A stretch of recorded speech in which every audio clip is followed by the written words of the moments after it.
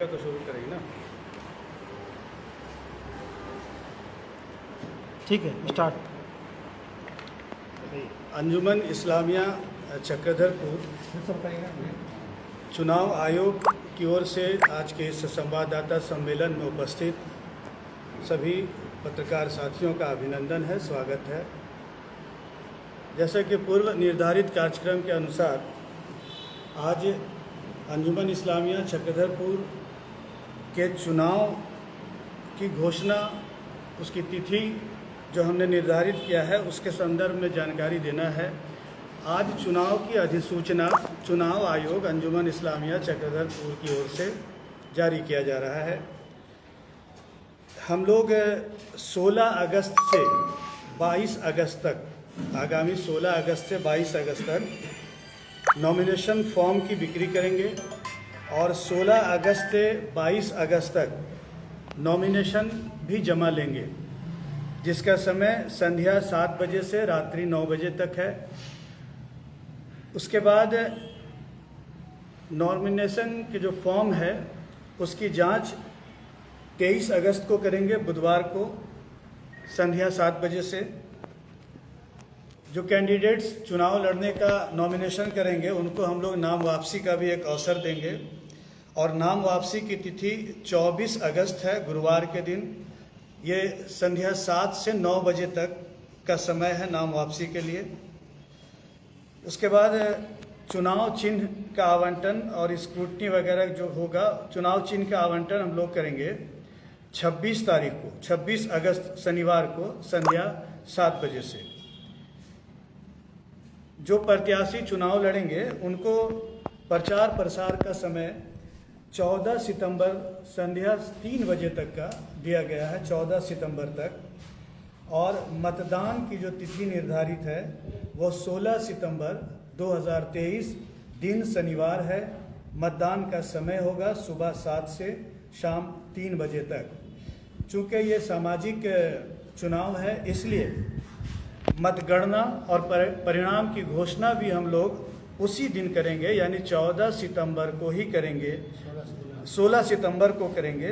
16 सितंबर को 7 से 3 बजे तक वोटिंग होगी, 2 घंटे का विश्राम होगा और 5 बजे से फिर मतगणना शुरू हो जाएगी।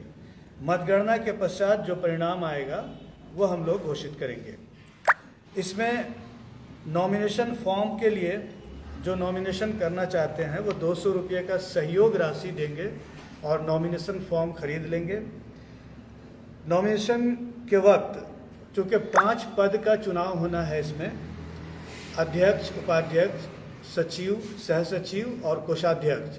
तो अध्यक्ष और सचिव का जो पद है उसके लिए नॉमिनेशन के समय सहयोग राशि 3000 रुपये का है और उपाध्यक्ष, सहसचिव और कोषाध्यक्ष के लिए 2000 रुपये की सहयोग राशि है। ये नॉन रिफंडेबल है चूँकि सहयोग राशि है। चुनाव लड़ने वाले साथियों से हम लोग इस पे सहयोग ले रहे हैं चुनाव के लिए। और नॉमिनेशन से लेकर मतगणना आदि जो भी कार्यक्रम होंगे वो सभी हमारा ये दफ्तर है अंजुमन इस्लामिया चुनाव आयोग का, इसी जगह पे नॉमिनेशन होगा और मतगणना भी इसी स्कूल कैंपस में हम लोग नीचे करेंगे। मतदान के लिए 7 मतदान केंद्र बनाए गए हैं। एक केंद्र है सीमीदिरी मदरसा में, जहाँ पे मंडल साई, चोंगा साई, सीमीदिरी, पारसाई, आज़ाद बस्ती उस तरफ के मतदाता वोटिंग करेंगे। एक बूथ है मदरसा मेराजुल इस्लाम चांदमारी में, जहाँ पे देवगांव, चट्टानी और चांदमारी लोगों के मतदाता वोटिंग करेंगे। 2 बूथ है ये इस स्कूल में, एक मध्य विद्यालय उर्दू मध्य विद्यालय टाउन में और टाउन उर्दू उच्च विद्यालय टाउन, इस पे एक बूथ है। इसमें पापड़ हाता और 10 नंबर वार्ड के एक बूथ में वोटर्स हैं, दूसरे में वार्ड नंबर 10 पुराना और चक्रधरपुर रेलवे कॉलोनी, पोटका वगैरह के जो छिटपुट वोटर्स हैं टुकड़े में, वो एक बूथ में है। 3 बूथ हम लोग मदरसा फैजुल कुरान दंदासाई में बनाए हैं, जहाँ पे बंगला टाण, दंदासाई, अंसार नगर, मिल्लत कॉलोनी, रिटायर्ड कॉलोनी, उस तरफ के जो वोटर्स हैं वो तमाम लोग वहाँ पे वोटिंग करेंगे। वोटिंग 16 सितंबर को सुबह 7 से संध्या 3 बजे तक होगी। आपको बता दें कि इसमें तकरीबन 5,500 मतदाता हैं, जो मुस्लिम मतदाता हैं, जो वोट में हिस्सा लेंगे। हम लोगों ने एक मौका दिया है। इसमें जो विधानसभा और लोकसभा के जो मतदाता सूची होते हैं, उसमें से वोटर्स को हमने चिन्हित किया है। वो वोटर्स इसमें वोटिंग करेंगे। और एक अवसर दिए हैं कि जिनका नाम मतदाता सूची में नहीं है, वो 15 अगस्त तक अंजुमन के इस चुनाव आयोग को आवेदन देंगे। और अगर वो स्थानीय हैं, इसकी शर्त है कि वो 18 साल के हों और स्थानीय हो, बाहरी लोग इसमें मतदाता नहीं बनेंगे, ना ही उम्मीदवार बनेंगे। तो उसको हम लोग प्रमाणित करेंगे कि वाकई उनकी उम्र 18 साल हो गई है 15 अगस्त तक और वह स्थानीय है, तो हम उनको वोट देने का भी अधिकार देंगे। सूची को उस वक्त हम लोग फाइनल करेंगे। थोड़ी सी जानकारी मैं देना चाहूँगा कि अंजुमन इस्लामिया है क्या। अंजुमन कहते हैं समिति को, तारों के झुरमुट को, और इस्लामिया यानी जो इस्लाम से रिलेटेड हो, मज़हब इस्लाम से यानी मुस्लिम से रिलेटेड हो, ये नाम है।